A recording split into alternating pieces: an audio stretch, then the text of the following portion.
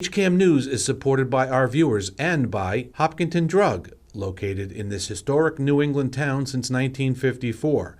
They are a multifaceted store dedicated to providing clients with an array of healthcare options.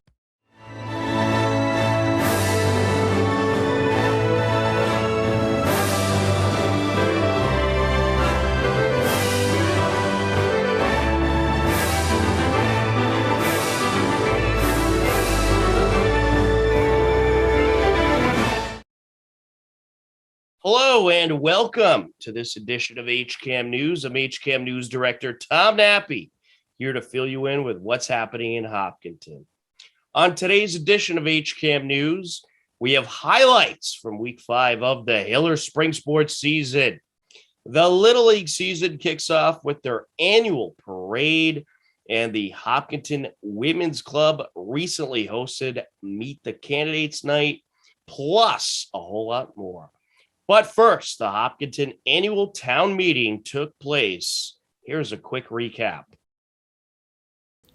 The Hopkinton annual town meeting took place Monday, Tuesday, and into Wednesday. On night one, after the first 21 articles passed, Article 22, MWRA connection design work, sponsored by the DPW, raised a good amount of debate. The moderator.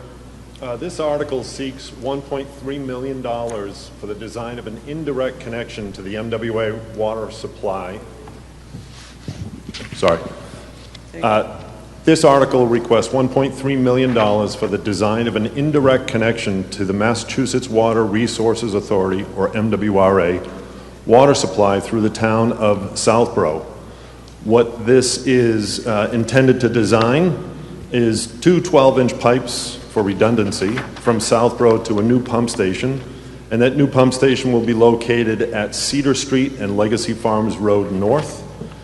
From there, there'll be one 12-inch pipe running along Cedar Street and connecting to the existing pipe near C Street, and one 12-inch pipe running along Legacy Farms Road North and connecting to the existing pipe on Wilson Street.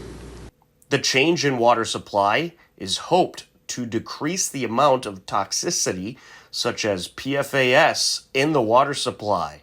This will provide a sustainable, safe, and reliable water supply to meet the town's essential needs. The water quality will meet all DEP and public health standards. It will eliminate PFAS, iron, and manganese contamination from our existing sources. It will be resilient to climate change and droughts, and it will redirect town resources to conservation and management measures. So I understand exactly what you're saying, because I was referring to private wells, not referring to the wells on Fruit Street or anywhere else. You're saying that... I'm terribly sorry. The funding mechanism, yeah, I meant household wells, but clearly I was misunderstood.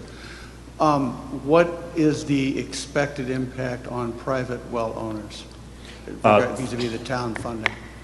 Through the moderator, at this point, we don't know what the distribution will be for the cost of construction. Again, several unknowns, how many, what we have for ARPA funds availability, but the anticipated cost sharing will be between both water customers and across the general fund. The vote on Article 22 concluded early into Night 2 and passed the clear majority. To conclude Night 2, Article 45, which was a citizen's petition for a land acquisition of 0 and 71 Franklin Road, was heavily debated. Yes, I am. Thank you. Okay, we already have home sales on Fawn Ridge Road. The neighborhood is extremely upset to have that forest clear cut. There's nothing like it in that neighborhood. So we are suggesting that the town take it by eminent domain. This has been done before in Newton and on Nahant, and preserve it with the rest of the Deer Run Sanctuary, and it will be remembered for years to come. The Select Board and Appropriation Committee did not recommend approval of this article. Pleasant Street, I stand in opposition of this article strictly because of I feel like it has not been vetted properly. We don't have an accurate amount of money that we're going to spend on this. Conceptually, I like the fact that we like to save open space. I'm a liaison on the open space. I'm a big fan of the open space. However, this is just not a cooked recipe right now, where $700,000 I feel is probably a fifth or a sixth of the actual cost that it will be. So before I can vote yes or no, I need to have a more accurate appraisal to move forward for my consideration. The article failed a standing vote 87 to 26. Night 2 then ended due to a failed quorum count. To start off night 3, there was some debate as to if there was a proper quorum to vote on Article 45. Point being, it was supposed to be a 2/3 majority. I believe town meeting began last night with a quorum of about 130 people. If literally every person who was present at town meeting yesterday had voted affirmatively for this motion, it still would have failed. I understand the frustration and disappointment about not having the quorum, but objectively it didn't matter based on what the numbers of people here were last night and how the vote was done. I can hear the pain, I appreciate the pain and the passion, but you're also trying to undo the will of the people who attended last night. The vote to reconsider failed. Article 51, which essentially allows Lycan Bioscience to expand and utilize space not currently being utilized, was voted on. It's very seldom that companies with the accomplishments of Lycan come before a town meeting and literally tell the town, hey, we did so well that we're going to expand and your town is our headquarters. The article passed unanimously. You can view the full summary of all 3 nights of this year's annual Hopkinton Town Meeting at our website, hcam.tv. Very recently, the Hopkinton Women's Club hosted the 34th annual Meet the Candidates Night. Here's a look at the candidates for the 1-year seat in the school committee. The Hopkinton Women's Club hosted their 34th annual Meet the Candidates Night. In this segment, we hear from school committee candidates for the 1-year seat position. Jared, your question is, what letter grade would you assign to the school committee for its performance during the past year, and why? Tough question. So let's see. I think as I look back on the past year, look, it was a difficult year for everyone. So I think as I look at that, I'd say as far as the school committee performed, let's call it a C. Some things went well. Hopkinton should be better. We should have been on the leading edge of bringing students back to school. We should have been on the leading edge of removing masks. We should have been on the leading edge in face-to-face learning time. And the reality is, we were at the very end. We were the top 10% when students went back to school the first time the state evaluated it. We were in the bottom 10% for face-to-face time between students and teachers. They evaluated a second time. We didn't go up, we went down. We went down below that bottom 10%. That's disappointing. I think as a town, we should expect more. As parents, we should expect more. And frankly, I think we need to do better. Thank you. Jen, given that you have served on the school committee before and have decided to run again, can you speak to the high-profile votes of the last 2 years, including a return to hybrid school, a return to full-time school, and reinstating the mask option? How would you have voted on these issues if you had been on the committee during the last 2 years? I know that's a tricky question because we didn't know then what we know now. So I think, that's a little bit loaded. But I was on the I can't remember what we called ourselves, but the reentry committee over this course of the summer and the early fall. We had a group of folks who, parents, teachers, school committee members, and folks that met and were divided up into sort of subcommittees of this reentry group. And folks were tasked with should we go hybrid? How should the hybrid look like? Folks were tasked with masking seating in the classrooms. Folks were tasked with the lunchrooms and how that was going to play out. I can't remember the number of people that were on this group, but it was fairly large, 40 to 50 people divided into these subgroups, each working, and then coming back together and making recommendations to the school committee and to the superintendent. And so I appreciated the very sort of collaborative and sort of open approach that the school committee and the superintendent made to try to get input from the community. I think it's tricky because I think a lot of us were focused on our families and on our own situation at the time. So folks may not have participated for a whole host of reasons. And we were pretty fried from Zoom by then anyway. Little did we know we'd have another year of Zoom at that point, or almost a year of Zoom. But I think, it's hard to answer the question because I think with the information that we had at the time, I appreciated that we went maskless in November. We were the first school district, I believe, in the country. It was on NPR. My friend out in Seattle called me and she's like, are you Hopkinton, Massachusetts? And I was like, we are. She's like, you guys are unmasking? I'm like, we are. So I think, we made the right calls. We tried different options to try to see what was the best choice with the information that we had at the time. And I think we did well. But of course, in hindsight, you can always find out where you didn't do well, and you can look back and try to make sure you don't make those same mistakes next time around. If there ever is a next time around, hopefully in 150 years. We're going to take a quick time out. A whole lot more ahead. Don't go anywhere. HCAM programming is supported by our viewers, thank you, and by Phipps Insurance Agency, representing companies such as MapFree Insurance. Their family-owned independent agency is deeply rooted in the communities they serve and offer time-tested insurance products to fit individual needs. Since 1950, Phipps Insurance specializes in home, auto, business, condo, and renters insurance.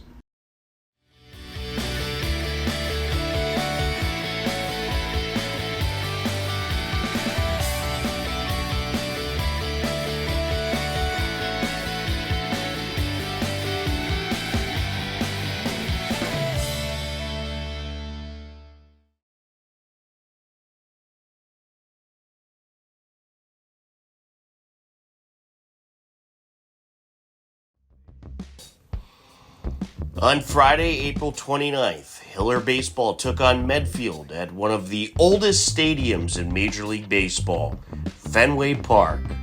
Here's a look at what was a tremendous experience for both teams and a great game. Playing second base, starting at Mayuka.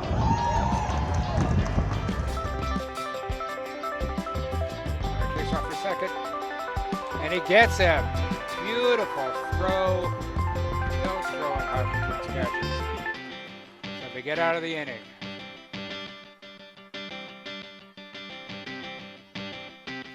Here's a hit. Solid hit to left field.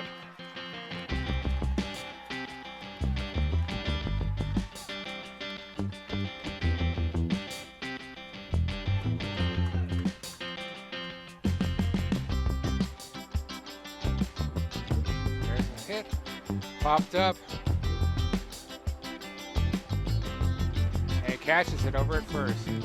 Medfield gets out of it, leaves the bases loaded.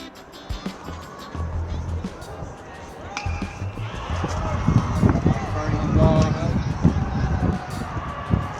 and caught easily.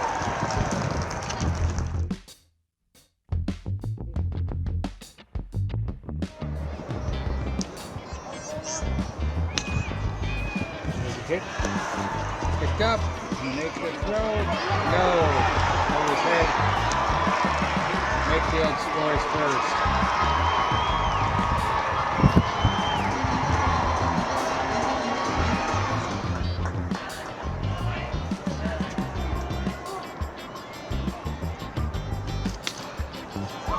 The hit, pop up, and they get it. Hit right.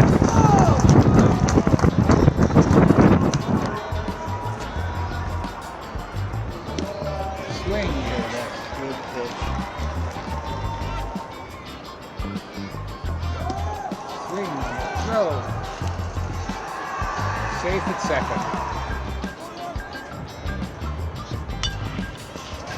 Hit past the third base. Fair ball. Midfield runs in. There's a second run. Double safely into second.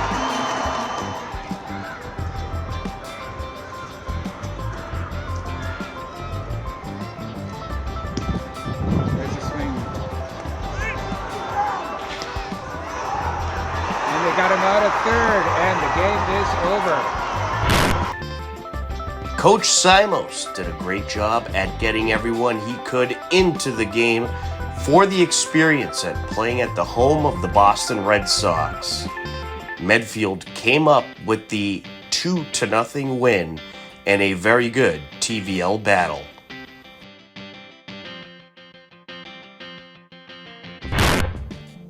On Monday, May 2nd, Hopkinton, Hillers Baseball, and Dedham were just able to get their game in at Hopkinton High School before the rain came. Hopkinton fell to Dedham 4-3. The Hillers are now 5-5 on the season. Dedham improves to 6-4. Also on May 2nd, Hillers softball fell to Dedham 13-10.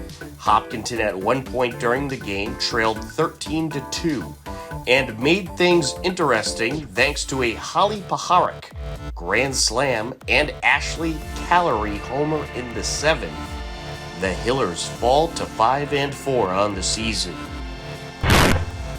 On May 2nd, Hiller girls tennis got a nighttime sweep in Dedham. Hopkinton improves to 8-1 on the season. On May 3rd, Hiller boys tennis earned a sweep over Dedham at home. They improved to 7-1 on the season.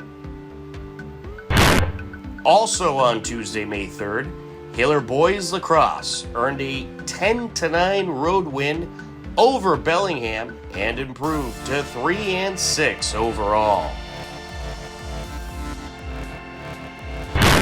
And also on May 3rd, Hillers track and field took on Westwood. Here's a look.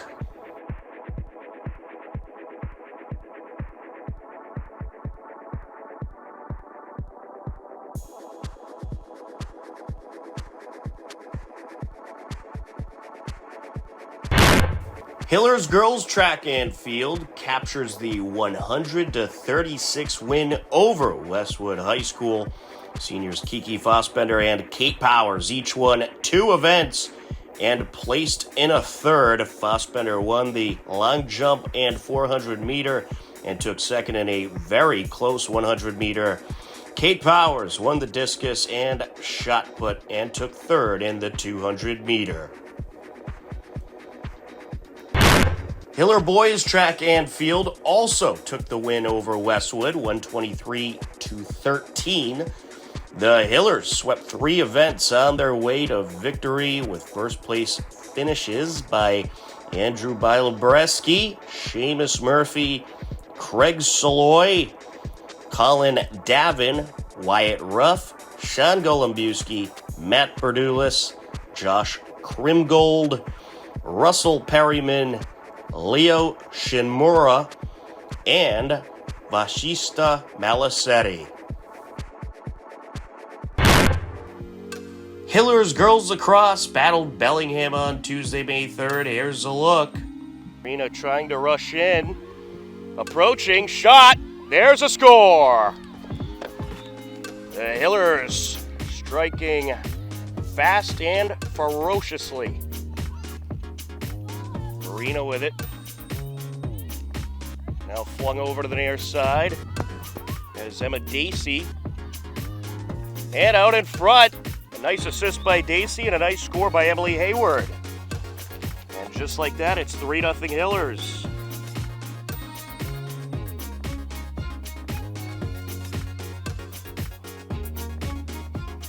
Some good passing by the Hillers out in front, and there's a score. Emma Dacey.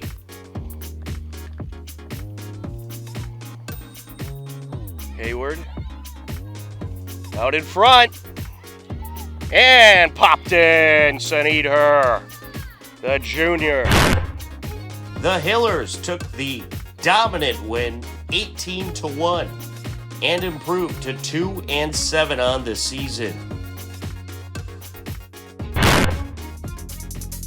Hillers of the month for April include Samya Karthikeyan of the track and field team. She is an incredible asset to the team who makes everyone feel welcome and is a member of the National Qualifying Shuttle Hurdle Relay Team. Vinny Purpura, also named a Hiller of the Month. He earned a scholarship to pitch at Division I Bryant University. Although he broke his leg during practice, he continues to be a great asset to the Hiller baseball team.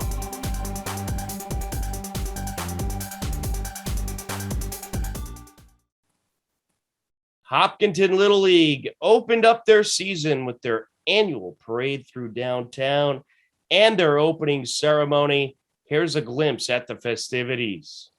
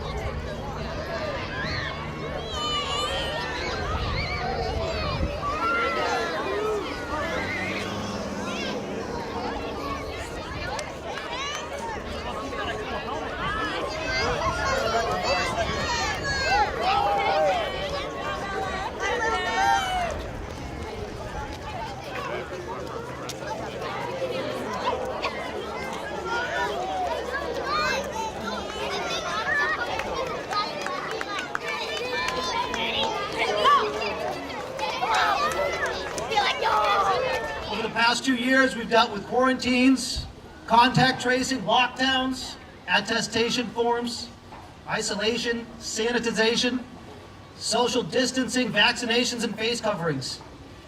Here we are today as a community and an organization, back stronger than we were before the pandemic 2 years ago. And I think we all deserve a big round of applause for that. Let's go!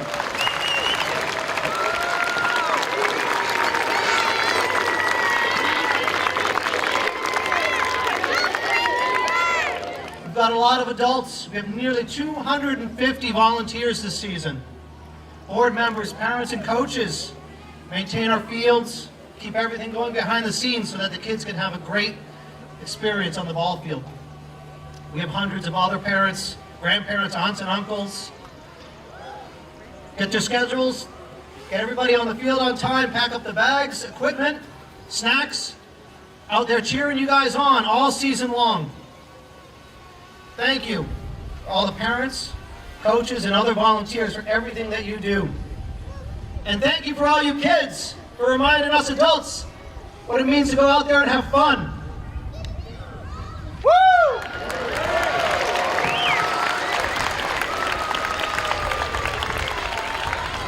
I don't think we have any players left from 2019, but 2019 Red Sox, coached by Georgia Hall. Georgia, come on up.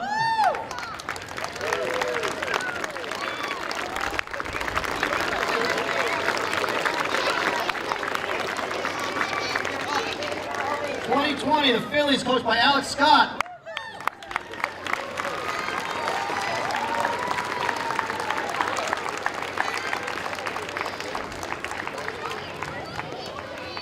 Also up there, Alex, let's go. 2021, the Orioles, coached by John Promise.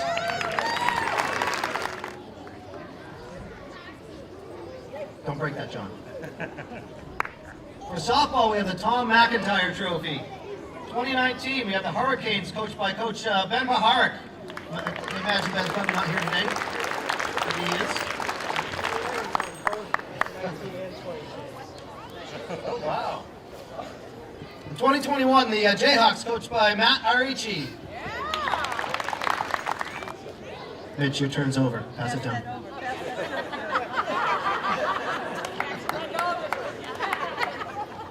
Every year, our summer baseball and softball teams participate in tournaments around the area. Our TBL softball tournament, 8U Sparkler tournament in Ashland, Tondorf tournament in Medway, and our own Sizzler tournament that we host right here in Hopkinton.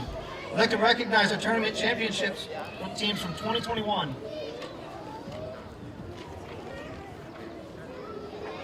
Coaches and any players, come on up when I call these teams out. Coach Orum's 8U Sparkler team.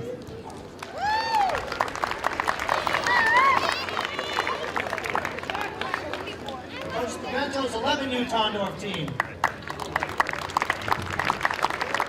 And now, to officially open our 2022 season, let's bring up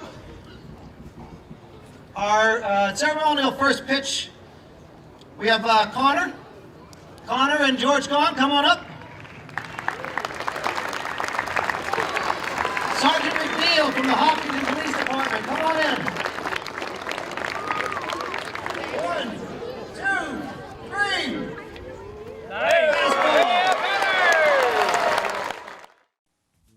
It's time to tell you about some happenings in town you should know about.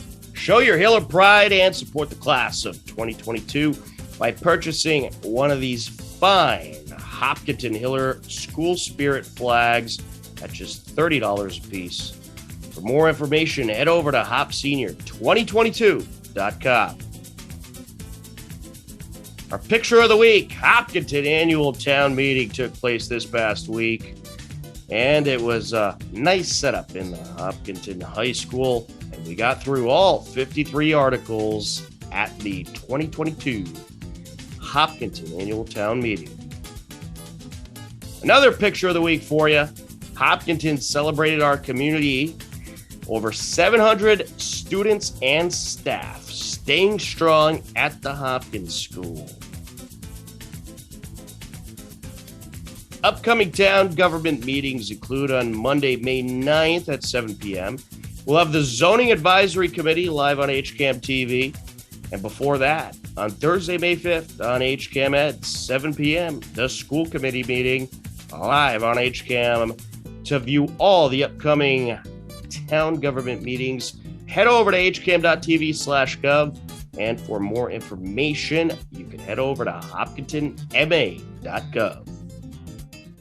Believe it or not, we are out of time for this edition of HCAM News, but don't worry, next Thursday at 6:30 p.m., we'll be back. For everyone at HCAM, I'm Tom Nappy. As always, we thank you for watching. Take care, enjoy the rest of your day, and we'll talk to you again soon. Goodbye, everybody.